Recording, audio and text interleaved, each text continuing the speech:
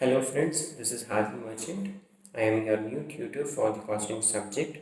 I will be teaching you the costing subject module 1 from the 4th chapter onwards. Let me give you a brief introduction of myself. I have done my BCom from Gujarat University. I have done my Inter CA in May 2016.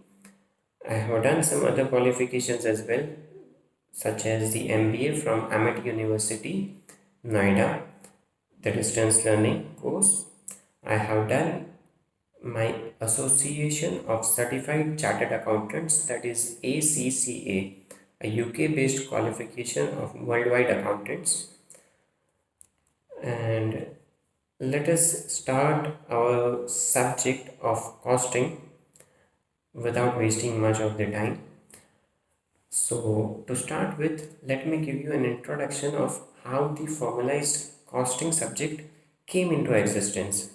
And you'll be much interested in the subject if you know the history, basics, the future prospects, and the application in real life.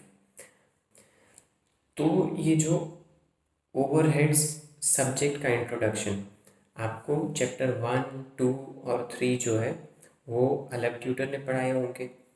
4th onwards मेरी जिम्मेदारी है। Overheads होता क्या है, सबके दिमाग में ये सवाल है, तो हम इस पहेली को पहले सुलझाते हैं। किसी भी चीज़ को बनाने के लिए आपको कोई खर्चे लगते हैं। अब आप लोग जो है उसके या तो पेरेंट्स या तो रिलेटिव्स कोई ना कोई बिजनेसेस में तो होते ही होंगे। अब ये जो बिजनेसेस में जो पेरेंट्स या रिलेटिव्स हैं उनको अगर आप पूछेंगे कि ये चीज़ जो आप बनाते हैं या बेचते हैं उसमें आपको कितना खर्चा लगता है और कितने में बेचते हो, तो वो लोग आपको एक कैलकुलेशन करके देंगे कि ये मेरे खर्चे लगते हैं, इतने में मुझे ये पड़ता है और इतने में मैं ये बेचता हूँ। अब जो वो लोग इवैल्यूएशन करेंगे उसकी कॉस्ट निकालेंगे और हम जो कॉस्ट निकालेंगे उसमें ज़्यादा अंतर तो नहीं होगा, पर जो डिस्ट्रीब्यूशन होगा, जो ये क्या बोलते हैं क्लासिफिकेशन होगा, वो थोड़ा डिफरेंट होगा।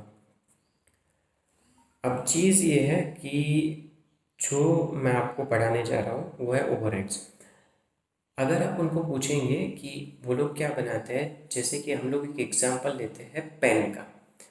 पेन होती है जनरली 2 टाइप्स की, एक होती है बॉल पॉइंट पेन कैप वाली और एक होती है बॉल पॉइंट पेन बटन वाली। अब कैप वाली बॉल पॉइंट पेन और बटन वाली बॉल पॉइंट पेन दोनों बनाने में कुछ डायरेक्ट एक्सपेंसेस लगते होंगे, डायरेक्ट मटेरियल्स, जैसे कि उसका प्लास्टिक बॉडी, कैप, फिर जो अंदर की इंक आती है वो, फिर ये जो अगर बटन है तो उसका बटन, अगर बटन वाली पेन है तो उसके लिए स्प्रिंग लगती है, फिर उसका निप जो कि आगे का होता है, वो सब डायरेक्टली उस चीज़ के लिए एक्सपेंसेस लगते हैं। अब होता ये है कि मैन्युफैक्चरिंग सेक्टर में सिर्फ ये वाले एक्सपेंसेस तो लगने हैं नहीं, कई और सारे एक्सपेंसेस भी लगने हैं जो कि डायरेक्टली प्रोडक्ट को एट्रीब्यूट हम नहीं कर सकते, प्रोडक्ट में डायरेक्टली दिखते नहीं हैं, वो इनडायरेक्ट एक्सपेंसेस होते हैं। अब ये जो इनडायरेक्ट एक्सपेंसेस होते हैं वो होते हैं, उसको बोला जाता है प्रोफेशनल लैंग्वेज में ओवरहेड्स। आप इनडायरेक्ट एक्सपेंस बोलो या ओवरहेड्स बोलो, ज़्यादातर मोर और लेस सेम ही होता है। ओवरहेड्स आते हैं 3 तरह के। प्रोडक्शन के टाइम पे लगने वाले ओवरहेड्स, प्रोडक्शन के टाइम पे नहीं लगे तो प्रोडक्शन को इजीली उसको गो थ्रू होने में दूसरे एक्सपेंसेस लगते हैं, उसको बोला जाता है एडमिनिस्ट्रेटिव ओवरहेड्स। और तीसरे होते हैं selling and distribution overheads. Production overheads production के टाइम पे लगते हैं, administration overheads e g administration of the organization के लिए लगते हैं। Selling and distribution overheads selling के लिए लगते हैं। आपके अब मैं आपको बोलना चाहूँगा कि आप अपने बुक्स खोलिए और मॉड्यूल के पेज नंबर 4.3 पे आए। आपकी स्क्रीन पे भी आप पेज नंबर 4.3 अब देख सकते हैं। ये जो प्रोडक्शन ओवरहेड्स होते हैं या उसको एक फैक्ट्री ओवरहेड्स भी बोला जाता है। ओवरहेड्स मानी कि इनडायरेक्ट एक्सपेंसेस। ये जो ओवरहेड्स लगते हैं उसके एग्जाम्पल्स आपको दिए गए हैं। क्लासिफिकेशन दिया गया है कौन सा ओवरहेड्स है और उसका एग्जाम्पल दिया गया है। तो ये जो प्रोडक्शन ओवरहेड्स होते हैं, अब क्या होता है कि ये जो इनडायरेक्ट एक्सपेंसेस लगते हैं वो होते हैं, जैसे कि आप अगर फंक्शन देखेंगे पूरे कंपनी का तो वो होता है प्रोक्योरमेंट, फिर ऑपरेशंस, फिर उसको ऑपरेशंस में फिनिश गुड्स में कन्वर्जन, और फिर स्टॉकिंग एंड फिर डिस्ट्रीब्यूशन। तो ये जो प्रोडक्शन के टाइम पे लगते हैं ओवरहेड्स, उसमें जो आपके खर्चे हैं वो आप राइट साइड पे देख सकते हैं कि वो लगते हैं stock keeping expenses, repairs and maintenance of the plant, not of the general machinery.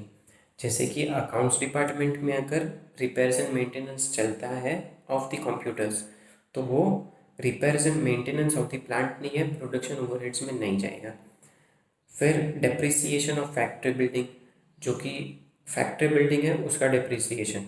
अगर आपकी दूसरी कोई एडमिनिस्ट्रेटिव बिल्डिंग है या फिर हेड ऑफिस है तो वो एडमिनिस्ट्रेटिव ओवरहेड्स में उसका डेप्रिसिएशन जाएगा। ये जो फैक्ट्री बिल्डिंग का है वो प्रोडक्शन ओवरहेड्स में जाएगा। फिर cost of primary packing, insurance of the plant, फिर production overheads include administrative cost related to production, factory works और मैन्युफैक्चरिंग। ये सारे प्रोडक्शन के ओवरहेड्स लगते हैं। फिर एडमिनिस्ट्रेटिव ओवरहेड्स लगे। एडमिनिस्ट्रेटिव ओवरहेड्स क्या होता है कि smooth functioning of the company के लिए जो एक्सपेंसेस लगे वो एडमिनिस्ट्रेटिव एक्सपेंसेस में आते हैं। Salary paid to office staff, repairs and maintenance of office building, जो कि मैंने पहले बोला कि अकाउंट्स डिपार्टमेंट हुआ उसका जो मेंटेनेंस लगेगा वो एडमिनिस्ट्रेशन में जाएगा।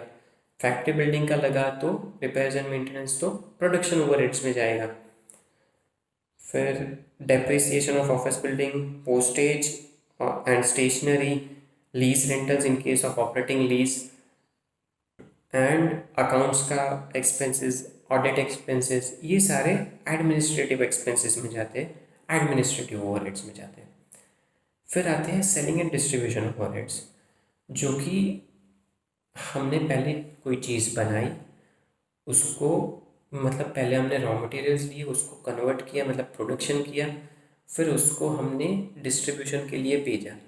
इस चीज़ों ये सब पूरा फंक्शनिंग के लिए जो डिपार्टमेंट लगा वो एडमिनिस्ट्रेटिव डिपार्टमेंट था जिसने ये पूरा स्मूथ फंक्शनिंग किया।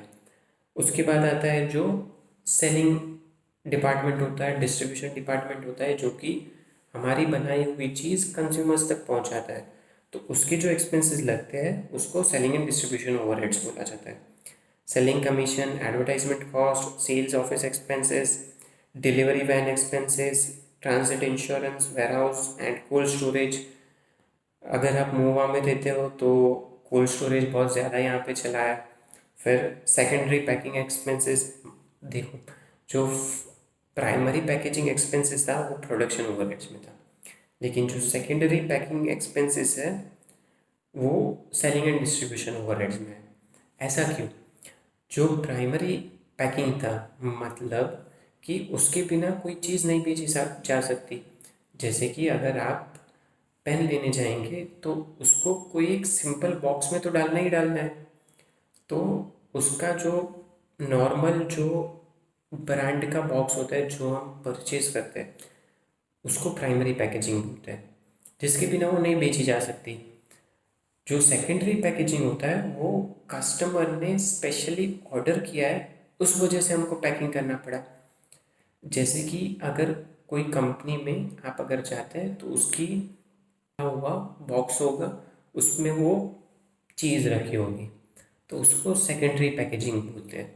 या फिर कोई आपको एक्सपोर्ट ऑर्डर आया जिसके लिए आपको स्पेशल पैकेजिंग करनी पड़ी, और आपका एक्सपोर्ट बिजनेस नहीं है, नॉर्मल आप इंडिया में बिजनेस करते हैं, लेकिन एक्सपोर्ट करने के लिए आपको ये करना पड़ा पैकेजिंग, उसको सेकेंडरी पैकेजिंग बोलते हैं। अब ये जो ओवरहेड्स होते हैं, जो कि इनडायरेक्ट एक्सपेंसेस होते हैं, वो बाय नेचर दो चीज़ों में क्लासिफाई किए गए हैं, वो है फिक्स्ड और वेरिएबल। पर कोई एक्सपेंसेस ऐसे होते हैं जो ना फिक्स्ड में बैठते हैं ना वेरिएबल में बैठते हैं, उसमें कुछ एलिमेंट फिक्स्ड का होता है, कुछ एलिमेंट वेरिएबल होता है। तो जो ये जो मिक्स्ड एक्सपेंस होता है उसको थर्ड कैटेगरी दी गई, जो कि सेमी वेरिएबल एक्सपेंस है। Fixed overheads over the time for a specific period, or else for a specific production capacity fixed रहते हैं। जैसे कि मैं आपको बोलूँ कि आप कोई सुपरवाइज़र है जो कि प्रोडक्शन डिपार्टमेंट में है, उसकी सैलरी फिक्स्ड है, तो उसका जो फिक्स्ड एक्सपेंडिचर है, उसका जो नेचर है ओवरहेड्स का, क्योंकि वो पूरा सुपरवाइज करता है कि प्रोडक्शन सही से चल रहा है नहीं चल रहा है, उसका प्रोडक्ट में डायरेक्ट एक्सपेंस नहीं दिखता, क्योंकि जो वेजेस वाला जो वर्कर होता है वो पूरा प्रोडक्ट को कन्वर्ट करता है, उसी की वजह से प्रोडक्ट एग्जिस्टेंस में आया है, तो वो डायरेक्ट एक्सपेंस हो गया। वही बनाता है, उसका हम एक्सपेंस गिन सकते हैं और प्रोडक्ट को एट्रीब्यूट कर सकते हैं, तो वो डायरेक्टली हो गया।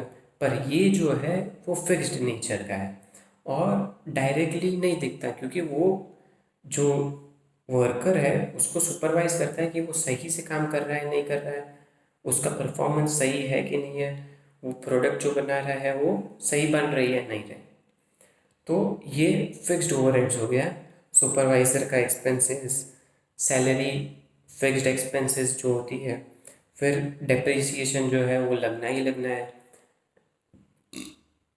फिर जो इंश्योरेंस लगता है प्लांट एंड मशीनरी पे, फैक्ट्री बिल्डिंग पे, and some other expenses like interest on capital.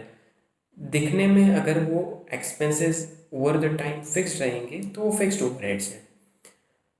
अगर वो प्रोडक्शन के हिसाब से वेरी करते हैं, प्रोडक्शन के हिसाब से चेंज करते हैं, तो उसको वेरिएबल एक्सपेंडिचर बोलते हैं। जैसे कि सेल्समैन का कमीशन,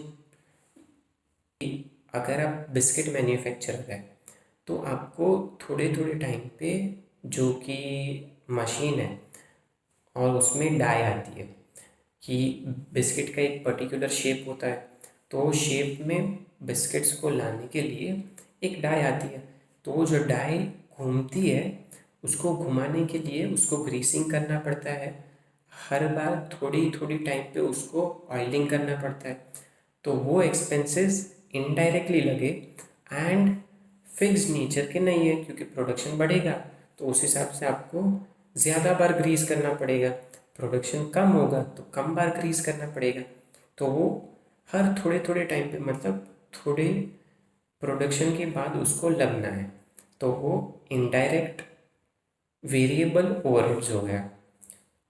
इनडायरेक्ट एक्सपेंसेस को ओवरहेड्स बोलते हैं और ये वेरिएबल इन नेचर है। प्रोडक्शन बढ़ा तो ये एक्सपेंस बढ़ा, प्रोडक्शन घटा तो ये एक्सपेंस घटा। फिर पावर एंड फ्यूल, ज़्यादा प्रोडक्शन पे ज़्यादा इलेक्ट्रिसिटी यूज़ होगी, ज़्यादा फ्यूल यूज़ होगा, कम प्रोडक्शन पे कम यूज़ होगा। फिर लुब्रिकेंट्स, जो मैंने बोला कि ग्रीसिंग करना पड़ता है, ऑयलिंग करना पड़ता है, तो वो इनडायरेक्ट वेरिएबल ओवरहेड्स हो गया। फिर टूल्स एंड स्पेयर्स, ये सारे एक्सपेंडिचर वेरिएबल ओवरहेड्स बोले जाते हैं। अब कई एक्सपेंसेस है कि सेमी वेरिएबल होता है, मतलब थोड़ा एलिमेंट उसका फिक्स्ड है, थोड़ा एलिमेंट वेरिएबल है। ये जो वेरिएबल एक्सपेंडिचर होता है वो ये जो एक्सपेंडिचर होता है सेमी वेरिएबल, वो ना उसको टोटली फिक्स में डाल सकते हैं ना टोटली वेरिएबल में डाल सकते हैं। तो इसमें ऐसा होगा कि हमें बाइफरकेशन करना पड़ेगा, और मैं आपको पूरा सिखाऊंगा कि कैसे हम बाइफरकेट करते हैं सेमी वेरिएबल को फिक्स्ड और वेरिएबल कंपोनेंट में। उसके थोड़े एग्जांपल्स दिए हुए हैं, जैसे कि electricity expense, water cost, telephone and internet expense etcetera. अब आप बोलोगे कि सर ये पावर एंड फ्यूल है और ये इलेक्ट्रिसिटी एक्सपेंडिचर है, तो ये दोनों अलग अलग कैसे हुआ? बेटा, ये जो पावर एंड फ्यूल एक्सपेंडिचर है वो क्या होता है कि प्रोडक्शन के टाइम पे रनिंग के लिए लगता है, और जैसे ही प्रोडक्शन बढ़ेगा वो बढ़ेगा, घटेगा तो घटेगा। और ये इलेक्ट्रिसिटी एक्सपेंडिचर है वो इर्रिस्पेक्टिव ऑफ कितना प्रोडक्शन करता है वो लगना ही लगना है। सर कुछ समझ में नहीं आ रहा है, थोड़ा इजीली समझाओ। आप अगर आपके घर का इलेक्ट्रिसिटी का बिल देखेंगे तो उसमें लिखा होगा कि फिक्स्ड चार्ज। फिर आपका वो कुछ, अगर घर का इलेक्ट्रिसिटी का एक्सपेंडिचर है तो वो अगर आप बिल में देखेंगे तो फिक्स्ड चार्ज को नॉमिनल 100, 150, 200 रुपये होगा। अगर ये बड़ी कंपनी है, उसका बहुत सारे किलोवाट्स का कनेक्शन है, तो उसका जो फिक्स चार्ज होता है वो बहुत ज़्यादा होता है, और फिर उसका प्रोडक्शन के हिसाब से, उसका रनिंग के हिसाब से कुछ जितना कंजम्पशन हुआ इलेक्ट्रिसिटी का, तो एक एडिशनल पर यूनिट चार्ज लगता है।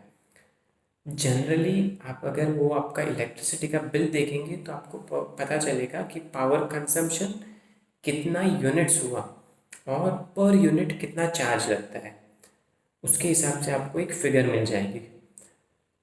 तो वो पहले एक फिक्स चार्ज भी लगा और कंजम्पशन के हिसाब से वेरिएबल चार्ज भी लगा, तो ये सेमी वेरिएबल हो गया। टेलीफोन में भी अगर आप यूज़ करते हैं या नहीं करते हैं, फिक्स चार्ज लगता है। इंटरनेट एक्सपेंसेस, ये सारे वाटर एक्सपेंसेस, उस सब में एक फिक्स चार्ज लगता है। हम अगर आगे जाते हैं तो थोड़ा और इन्होंने क्लासिफिकेशन दिया हुआ है। ये आपको छोटे छोटे क्वेश्चंस में, थियोरेटिकल क्वेश्चंस में ये वाला पेज पूछा जा सकता है। ज़्यादा चांसेस नहीं है कि ये आपको पूछेंगे वो लोग एग्ज़ाम में, क्लासिफिकेशन वाला पूरा ये जो 4.3, 4.4 और 4.5 वाला पेज है वो। लेकिन ये अगर आपको पेज आपको थरली नहीं याद है तो आगे सम्स करने में आपको बहुत दिक्कत आ सकती है। तो हम लोग ये क्लासिफिकेशन में बाय एलिमेंट में पहुँचे हैं। बाय एलिमेंट अगर हम क्लासीफाई करेंगे ये एक्सपेंडिचर्स को, तो वो होते हैं indirect material expenses, indirect employ cost और indirect other expenses. Indirect material expenses क्या होता है कि जो प्रोडक्ट है उसमें उसका कुछ एलिमेंट गया है, तो वो इनडायरेक्ट मटेरियल एक्सपेंस लगा, पर हम बहुत ज़्यादा उसको देख नहीं पाते। जैसे कि अगर आपका फूड मैन्युफैक्चरिंग बिजनेस है तो क्या होता है कि फूड में आपको, अगर आपको बालाजी या लेज़, या फिर अगर आप कोई चॉकलेट्स या ऐसा कुछ देखते हैं तो उसमें हर एक फूड में थोड़ा सा एलिमेंट प्रिजर्वेटिव्स का होता है। तो ये जो प्रिजर्वेटिव्स है वो बहुत स्मॉल अमाउंट में डाली जाती है, पर अगर आपका प्रोडक्शन बड़ा है तो वो सिग्निफिकेंट कॉस्ट भी हो सकती है, पर एज अ प्रपोर्शन आप देखेंगे तो वो हमें, जैसे कि पोटैटो वेफर्स होती है उसमें हमें वो प्रिजर्वेटिव्स दिखता नहीं है पर होता ज़रूर है, तो वो इनडायरेक्ट मटेरियल्स हो गया। Stores used for maintaining machines and buildings, lubricants, cotton waste, bricks, etc. Stores used by service departments like powerhouse, boiler house, canteen. Canteen भी एक इनडायरेक्ट मटेरियल एक्सपेंस हो गया। तो फिर इनडायरेक्ट एम्प्लॉय कॉस्ट, ये ज़्यादातर वो जो एम्प्लॉयज़ के रिलेटेड होता है, और अगर हम इसके एग्जांपल्स देखेंगे तो होते हैं salary paid to foreman and supervisors, salary paid to administrative staff etcetera. तो ये सारे इनडायरेक्ट एम्प्लॉय कॉस्ट होते हैं। फिर आते हैं इनडायरेक्ट एक्सपेंसेस, जो कि मैं अदर एक्सपेंसेस में बोलता हूँ। उसकी एग्जांपल्स है rates and taxes, insurance, depreciation, advertisement expenses. जो ऊपर दो में नहीं आते वो सारे इस थर्ड कैटेगरी में, रेसिडुअल कैटेगरी में आते हैं, इसीलिए मैं इनडायरेक्ट अदर एक्सपेंसेस बोलता हूँ। फिर कई सारे एक्सपेंसेस ऐसे होते हैं जो कि मैनेजमेंट होता है उसकी कंट्रोल में होता है, और कई सारे मैनेजमेंट के कंट्रोल में नहीं होता। तो कंट्रोलेबल कॉस्ट क्या होती है कि जैसे कि हम देखें कि मैनेजमेंट को डिसाइड करना है कि कौन सा मटेरियल यूज़ करना है इनपुट्स के लिए, हायर क्वालिटी वाला, लोअर क्वालिटी वाला, कौन सा वाला। तो वो जो कॉस्ट है, या फिर ये जो एक्सपेंसेस है उसको, ये जो कंट्रोल में है मैनेजमेंट के, उसको कंट्रोलेबल कॉस्ट बोलते हैं। Material cost, wages and salary ज़्यादा देनी है या नहीं देनी है, it all depends upon the bargaining power of management. अगर मैनेजमेंट का बार्गेनिंग पावर है तो वो कंट्रोलेबल कॉस्ट है। अगर मैनेजमेंट का पावर नहीं है उस चीज़ पे, उस कॉस्ट पे, तो वो अनकंट्रोलेबल कॉस्ट है। Rates and taxes, depreciation, rates and taxes मतलब वो जो टैक्सेस होते हैं, जीएसटी जो लगता है वो गवर्नमेंट के ऊपर है, और मैनेजमेंट उसमें कुछ नहीं कर सकता, तो वो अनकंट्रोलेबल कॉस्ट है। इंटरेस्ट ऑन बोरोइंग्स, वो तो बैंक्स जो भी रेट पे देगी फंड्स, उस हिसाब से कॉस्ट लगेगा, तो वो इनडायरेक्ट अनकंट्रोलेबल कॉस्ट। ये क्लासिफिकेशन ऑफ एक्सपेंडिचर एक बार आपको गो थ्रू करना है, वीडियो पॉज करने के बाद आप पूरा देख लीजिए। आई होप कि आप लोगों ने ये पूरा एक बार गो थ्रू किया होगा मेरा वीडियो पॉज करने के बाद, और मैं आपको थोड़ा और आगे पढ़ाना चाहूँगा कि हमने ये पूरा एक्सरसाइज, कि ये ओवरहेड्स आपने सर समझाया कि होता क्या है, कि ये सारे इनडायरेक्ट एक्सपेंडिचर है, उसको क्लासिफाई करो, और उसके एग्जांपल्स दिए, ये सब हमने किया क्यों। अगर ये पता नहीं चला कि हमने क्यों किया, तो उसके बिना हम लोग इसमें स्कोर कैसे कर पाएंगे। तो मैं बेटा आप लोगों को समझा देता हूँ कि ये जो हमने क्लासिफिकेशन किया, उसका रीज़न ये था कि ये जो एक्सपेंडिचर है उसको भी, जो हम प्रोडक्ट बनाते हैं उसको हमें देना पड़ेगा कि देखो, आपने ये जो प्रोडक्ट ए और प्रोडक्ट बी बनाया हुआ है, उसमें कुछ एक्सपेंसेस है जो आपने कंसिडर नहीं किए हैं, पर उसको कॉस्ट में डालना पड़ेगा ताकि आप बाद में रिकवर कर पाए फ्रॉम द कस्टमर्स। अगर आप वो इंक्लूड नहीं करेंगे ये वाली कॉस्ट, तो हो सकता है कि आपका कॉस्टिंग थोड़ा अलग हो जाए और आपको बहुत ही बड़ा लॉस हो जाएगा। तो ये हमें जो एक्सपेंडिचर है उसको, प्रोडक्ट को बांटने के लिए, ये हमें स्पेसिफाई करना पड़ेगा कि कौन सा एक्सपेंडिचर है और कैसे लगा। और हमने आगे ये भी देखा था कि मैंने आपको पहले बताया था कि हम लोग जो है वो डिसीजन मेकिंग भी करेंगे। तो डिसीजन मेकिंग के लिए भी कौन सा एक्सपेंडिचर कैसे लगेगा वो हमें पता होगा, तो हम परफेक्ट कॉस्टिंग कर पाएंगे और उसके हिसाब से डिसीजन कर पाएंगे, जिससे हमारी प्रॉफिटेबिलिटी और कंपिटिटिव एडवांटेज ये सब बढ़ेगा। तो एडवांटेजेस जो है ये पूरी एक्सरसाइज करने के लिए, वो आपको 4.7 नंबर का पेज पे नीचे दिया हुआ है कि हम इस एक्सपेंस को अगर कंट्रोल कर पाएंगे तो वो कंट्रोलेबल एक्सपेंडिचर होगा, कंट्रोलेबल ओवरहेड्स होगा। अगर हम ये प्रेडिक्ट कर पाएंगे कि हमारे फ्यूचर क्वार्टर्स या फ्यूचर हाफ ईयर्स या फ्यूचर ईयर्स में क्या एक्सपेंडिचर होने वाले हैं, तो बजट बनाने में हम एस्टिमेट कर पाएंगे कि हमारा कितना खर्चा एग्जैक्टली होगा। तो मतलब प्रिपरेशन ऑफ बजट एस्टिमेट्स उसमें भी हमें काम लगेगा, और डिसीजन मेकिंग में कि कैसे एक्सपेंडिचर लगने वाला है, कितना एक्सपेंडिचर लगने वाला है, और किस हिसाब से रिकवर करना है, और अगर हमें स्पेसिफिक ऑर्डर्स आए तो उसमें क्या एक्सपेंडिचर एडिशनल लगे या नहीं लगे, और क्या हम कस्टमर्स को कैसे प्राइस कोट करें। ये जो ओवरहेड्स लगे वो हमें प्रोडक्ट्स को अलोकेट करने हैं। अब ये थोड़े टफ वर्ड्स आते जाएंगे, पर वो टफ नहीं है, जैसे ही आप प्रैक्टिस करेंगे आपके लिए इजी हो जाएंगे। तो ओवरहेड्स होते हैं, उसको हमें अलोकेट करना होता है। मतलब कि अलोकेशन का मतलब क्या होता है कि डायरेक्टली प्रोडक्ट को हमने वो एक्सपेंडिचर असाइन कर दिया।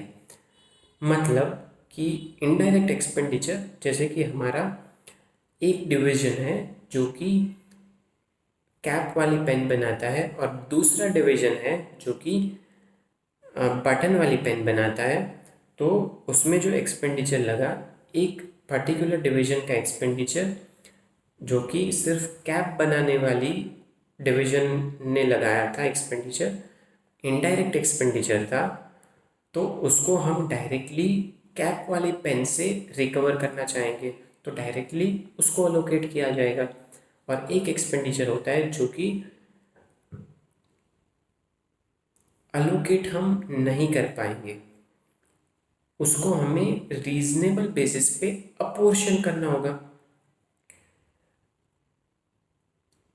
ये जो ओवरहेड्स चैप्टर है उसमें क्या होता है कि थोड़ा एक्सपेंडिचर हम लोग डायरेक्टली असाइन करते हैं, डायरेक्टली असाइन नहीं कर पाते तो रीजनेबल बेसिस पर असाइन करते हैं। मैं बताऊं कि जैसे कि आपका एक पूरा बड़ा फैक्ट्री है, उसमें आपने पार्ट्स बनाए हुए हैं फॉर स्पेसिफिक कैप वाली पेन एंड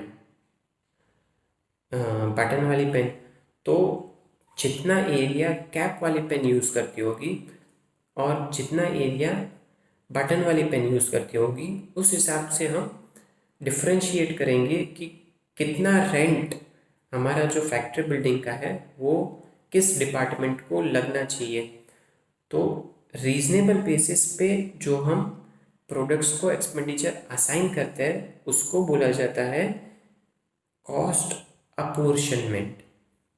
बोलो एक बार मेरे साथ, क्या होता है? रीजनेबल बेसिस पे अगर हम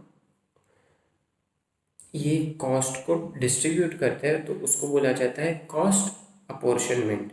पहला था कॉस्ट एलोकेशन, डायरेक्टली हमें पता चला कि वो ही डिपार्टमेंट का एक्सपेंडिचर है तो वही डिपार्टमेंट को दे दिया।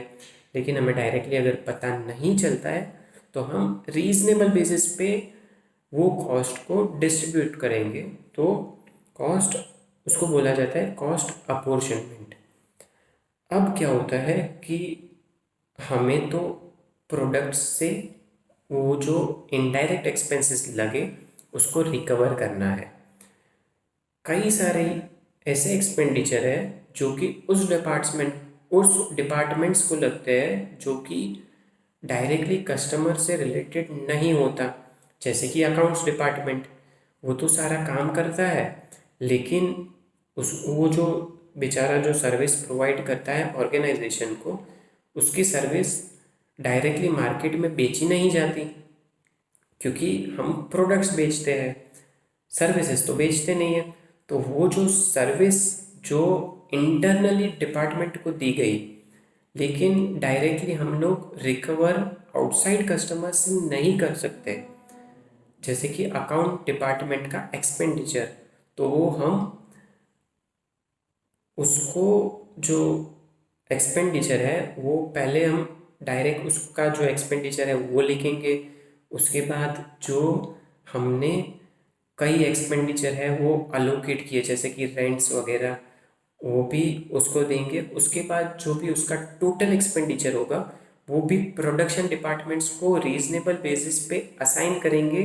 जितनी सर्विसेज वो देता है उस हिसाब से उसको बोला जाता है रीअपोर्शनमेंट। कई सारे ऐसे डिपार्टमेंट हैं जिसकी जो सर्विसेज है वो अलग अलग प्रोडक्शन डिपार्टमेंट से रिकवर करनी होती है। तो जैसे कि कैंटीन डिपार्टमेंट, अकाउंट्स डिपार्टमेंट, फिर जैसे कि रिपेयर्स एंड मेंटेनेंस डिपार्टमेंट, ये सारे अलग अलग डिपार्टमेंट होते हैं जिसकी सर्विसेज हमें रिकवर करनी होती है बाद में प्रोडक्शन डिपार्टमेंट से, उसका कॉस्ट रिकवर करना होता है। तो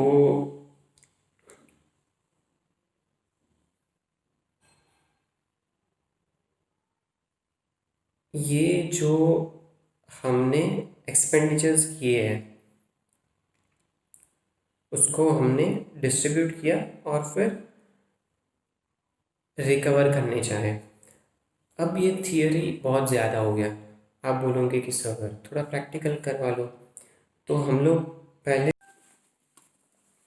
so guys, now let's do out the illustration one on page number 4.17 of your module. I'll read out the whole question and then we'll go through the answer solution. We'll first try to solve on our own and then we'll see if the solution matches or not. So let's start. Excel Limited has 3 production departments and 4 service departments. The expenses of these departments are as per primary distribution are as follows. Production department A 30 lakhs, production department B 26 lakhs, production department C 24 lakhs, total 80 lakh rupees. Service departments, there are 4 service departments. Stores department, the total expenditure of stores department is 4 lakh rupees. Timekeeping and accounts 3 lakh rupees. Power 1,60,000 rupees and canteen 1 lakh rupees. Total 9,60,000 rupees of service departments. The following information is also available in respect of production departments, and that is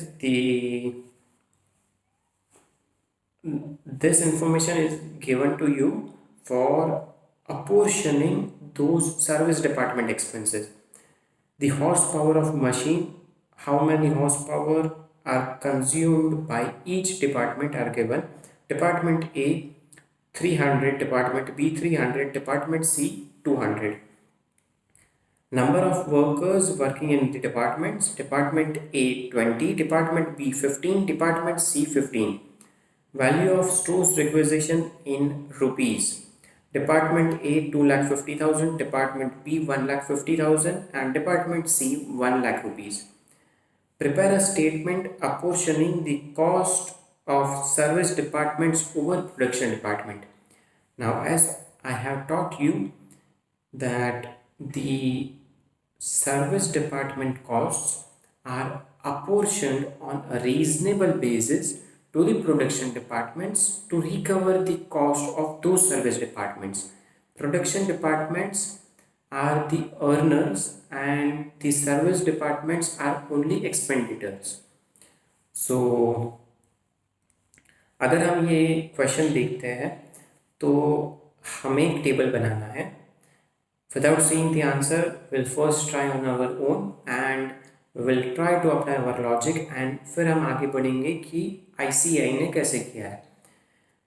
तो देख के तो ऐसा पता चलता है कि ये जो प्रोडक्शन डिपार्टमेंट का पर्टिकुलर एक्सपेंसेस है वो हमें अलोकेट करना है क्योंकि हमें डायरेक्टली दिया हुआ है। तो प्रोडक्शन डिपार्टमेंट ए का 30 लाख रुपीज़ वो डायरेक्ट हम उसको दे सकते हैं। प्रोडक्शन बी का 26 लाख रुपीज़ और प्रोडक्शन सी का 24 लाख रुपीज़, उसमें तो कोई झंझट नहीं है। लेकिन ये जो स्टोर्स डिपार्टमेंट है उसका एक्सपेंडिचर प्रोडक्शन डिपार्टमेंट्स को हमें अपोर्शन करना है। ये स्टोर्स डिपार्टमेंट का जो एक्सपेंडिचर है वो किस तरह से हर एक डिपार्टमेंट को इंडिविजुअली दिया जाएगा, उसके लिए हमें कोई बेसिस चाहिए। तो वो बेसिस हमें यहाँ पे नीचे दिए हुए हैं। क्या है बेसिस कि स्टोर्स डिपार्टमेंट, हम अगर ये तीनों रीड करें तो कौन सा मोस्ट अप्रोप्रिएट है वो हम लोग देखते हैं कि स्टोर्स डिपार्टमेंट का 4 लाख एक्सपेंडिचर है और हमें दिया है value of stores requisition in rupees. तो जितना स्टोर्स रिक्वायर्ड है हुआ, हर एक डिपार्टमेंट जितना स्टोर्स मंगवाता होगा उस हिसाब से स्टोर्स डिपार्टमेंट का खर्चा होता होगा। तो हम स्टोर्स डिपार्टमेंट को वैल्यू ऑफ स्टोर्स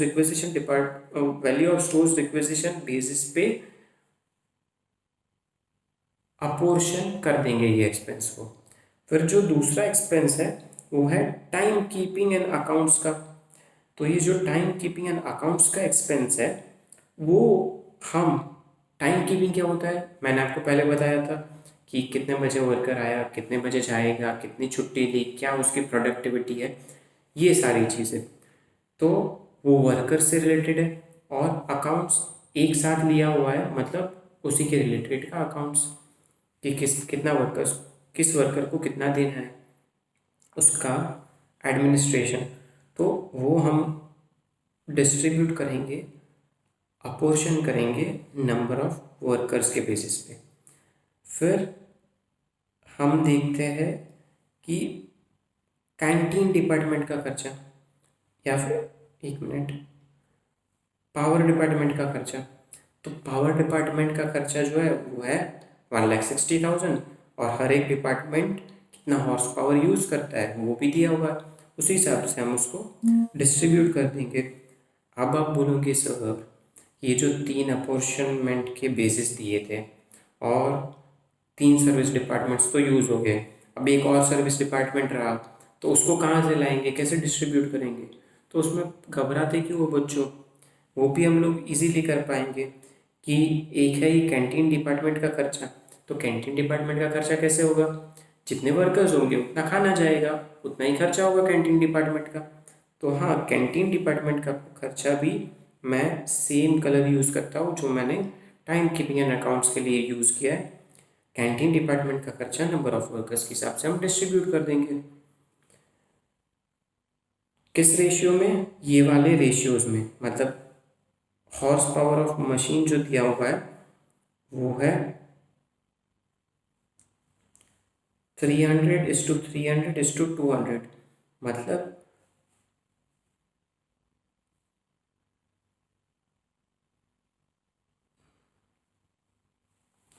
3:3:2। फिर ये जो नंबर ऑफ वर्कर्स जो है उसका रेशियो है 20:15:5, मतलब मैं बोल सकता हूँ 4:3:3, 4:3:3। एंड जो value of stores requisition in rupees जो है वो है 2,50,000:1,50,000:1 लाख, मतलब 25:15:10। और उसको फर्दर मैं डाउन साइज कर दूँ तो 5 5 25, 5 3 15 और 5 2 10। तो 5:3:2 ये रेशियो में हम डिस्ट्रीब्यूट करेंगे और एक्सपेंडिचर भी हमारे पास लिखा हुआ है, वो है 4 लाख, 3 लाख, 1,60,000 और 1 लाख। वो इस रेशियो में डिस्ट्रीब्यूट करते जाएंगे। अब आपके कैलकुलेटर का कमाल आएगा आगे। हम लोग अब सॉल्यूशन पे भी जाते हैं और देखते हैं कि कैसे लिखा हुआ है, कैसे प्रेजेंट करना है। हमें ये तो पता चल गया कि क्या आंसर कैसे होने वाला है, पर उसको प्रेजेंटेशन भी बहुत ज़रूरी है। हमें क्या करना था कि प्रोडक्शन डिपार्टमेंट के एक्सपेंसेस कुछ खुद थे और कुछ सर्विस डिपार्टमेंट के अलोकेट किए, अपोर्शन किए। खुद के जो एक्सपेंस थे वो अलोकेशन हुए, फिर सर्विस डिपार्टमेंट के अपोर्शन हुए। अपोर्शन मतलब प्रपोर्शन, अपोर्शन थोड़ा मिलता जुलता है, प्रपोर्शन में बांटना है। तो production department A B C, उनका एक्सपेंस था टोटल 80 लैक्स, और क्या था वो cost as per primary distribution summary, basis of apportionment यहाँ पे लिख सकते हैं हम actual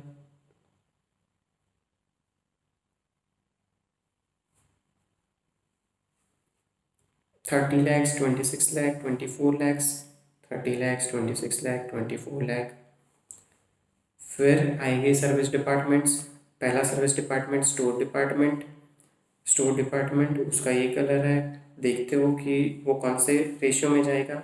value of stores requisition in rupees के हिसाब से 5:3:2, उसका टोटल एक्सपेंडिचर है 4 लाख, और उसका रेशियो है 5:3:2, मतलब 4 लैक्स डिवाइडेड बाई ये 5:3:2 का टोटल कर देंगे तो 10 आएगा, तो 4 लैक्स डिवाइड बाई 10 इंटू 5, मतलब 2 lakh. 4 lakhs divide by 10 into 3, 1,20,000। 4 lakhs divide by 10 into 2, 1 lakh, मतलब 80,000। फिर दूसरा जो है वो है time keeping and accounts, 3 lakhs का एक्सपेंडिचर, और उसको हमें करना है नंबर ऑफ वर्कर्स के हिसाब से 4:3:2। 3 लैक्स को 4:3:2 में time keeping and accounts number of workers के हिसाब से 4:3:2, 3 लैक्स का एक्सपेंडिचर, 3 लैक्स डिवाइडेड बाई 10, 433 का total 10, 3 lakhs divided by 10 into 4, 1,20,000, 3 lakhs divided by 10 into 3, 90,000, and 3 lakh divided by 10 is equal to 90,000। फिर आएगा हमारा तीसरा एक्सपेंडिचर जो कि है पावर का, और वो हाउस पावर ऑफ मशीन्स 3:2:2 में डिस्ट्रीब्यूट करना है। तो आ गया उसका एक्सपेंडिचर 1,60,000 डिवाइडेड बाई 8, यहाँ पे 8 लेना है क्योंकि 3 और 2 का टोटल 1,60,000 डिवाइडेड बाई 8 इंटू 3, 60,000। फिर 1,60,000 डिवाइडेड बाई 8 इंटू 3, वापस 60,000। 1,60,000 डिवाइडेड बाई 8 इंटू 2, 40,000। फिर लास्ट जो है हमारा सर्विस डिपार्टमेंट वो है कैंटीन डिपार्टमेंट, उसका एक्सपेंडिचर है 1,00,000 रुपीज़ का। 1,00,000 रुपीज़ का नंबर ऑफ वर्कर्स के हिसाब से हमने कलर किया हुआ है, हम लोग देख सकते हैं नंबर ऑफ वर्कर्स के हिसाब से 4:3:3 में 1 lakh divided by 10 into 4, 40,000। 1 lakh divided by 10 मतलब 10,000 इंटू 3, 30,000, और 1 लाख डिवाइडेड बाई 10 इंटू 3 वापस 30,000। ये हम लोग टोटल लगा देंगे तो टोटल एक्सपेंडिचर पता चल जाएगा। यहीं पे हमारा इलस्ट्रेशन 1 ख़त्म होता है। और फ्रेंड्स हम यहीं पे आज का लेक्चर रोक देते हैं, कल इससे आगे बढ़ेंगे एंड ट्राई करेंगे कि नेक्स्ट टू नेक्स्ट लेक्चर में हमारा ये पूरा चैप्टर ख़त्म हो जाए और हम आगे बढ़ पाए। एंड अगर आपको कोई डाउट है, कुछ समझ में नहीं आता, तो आप हमको कमेंट सेक्शन में बता सकते हैं। कई जगह पे अगर आपको टीचिंग मेथड में समझ नहीं आता या फिर कुछ एडिशन करना चाहिए मुझे, तो वो भी आप मुझे कमेंट सेक्शन में बताएं, तो आगे से मैं उस चीज़ों का ध्यान रखूँगा। एंड आपके लिए आज का थोड़ा होमवर्क भी है, वो मैं आपको बता देता हूँ कि आपको पूरा इलस्ट्रेशन 1 लिख के आपकी एक नोटबुक में पूरा एकदम सही से लिख के खुद से करना है। मिस्टेक्स हो तो उसमें कोई घबराने की बात नहीं है, वापस सॉल्व हो सकती है, आप सॉल्यूशन उसके बाद देख सकते हैं। देखे बिना ट्राई हो सके तो देखे बिना एक बार लिख लो तो आपकी प्रैक्टिस हो जाएगी। और आपको एक और चीज़ जो है वो आपकी नोटबुक में लिखनी है, वो है पेज नंबर 4.12 4.13 वाला पूरा टेबल। वो एक बार आप लिख लेंगे तो आपको ये टेबल पूरे 4th चैप्टर और 5th चैप्टर में बहुत ज़्यादा काम लगेगा। Believe me, you will thank me at the time of writing your exam कि हादी सर थैंक यू, आपने मुझे ये पूरा टेबल लिखवाया और याद रखवाया, ताकि मुझे जो टाइम कम पड़ता है ये सीए के एग्ज़ाम में वो आपका बिल्कुल नहीं होगा।